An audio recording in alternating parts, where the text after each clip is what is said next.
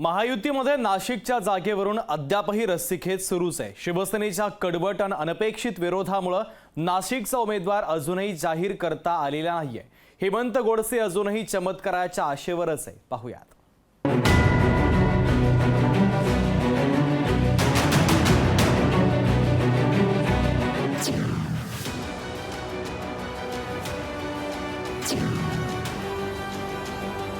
अजूनही कायम पाडव्यापर्यंत उमेदवारीची गुढी उभारण्याचा गोडसेंचा निश्चय।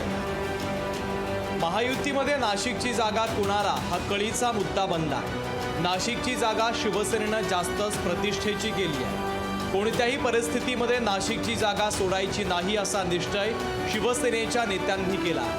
नाशिकच्या जागेवर गोडसे यांनी उमेदवारी अर्ज दाखल केल्यास त्यांचा विजय निश्चित असल्याचा दावा शिवसेना करते आहे।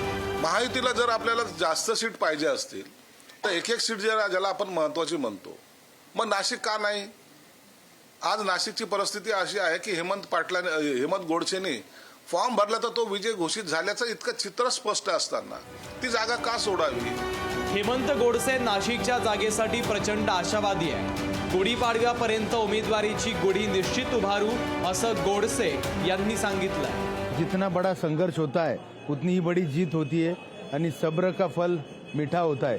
आणि साईबाबाचं जे वाक्य आहे श्रद्धा आणि सबुरी, आणि म्हणून मला निश्चित खात्री आहे का लवकरच एक 3-4 दिवसामध्ये पाडव्याच्या अगोदर किंवा नंतर दुसऱ्या दिवशी या उमेदवाऱ्या ज्या उर्वरित उमेदवाऱ्या आहे 8-9 त्या निश्चितच लवकरात लवकर त्या ठिकाणी जाहीर होईल। नाशिकच्या जागेवर राष्ट्रवादीचा दावा आहे। महायुतीत जो उमेदवार ठरवेल त्या उमेदवाराचं काम करणार असल्याचं उपमुख्यमंत्री अजित पवार यांनी सांगितलं।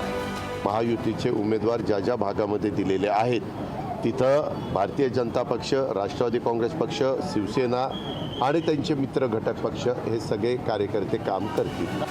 जितना बडा संघर्ष उतनी शानदार जीत असं गोडसे म्हणत असले तरी त्यांचा हा संघर्ष प्रतिस्पर्धी उमेदवाराला हरवण्याचा नसून उमेदवारी मिळवण्याचा आहे।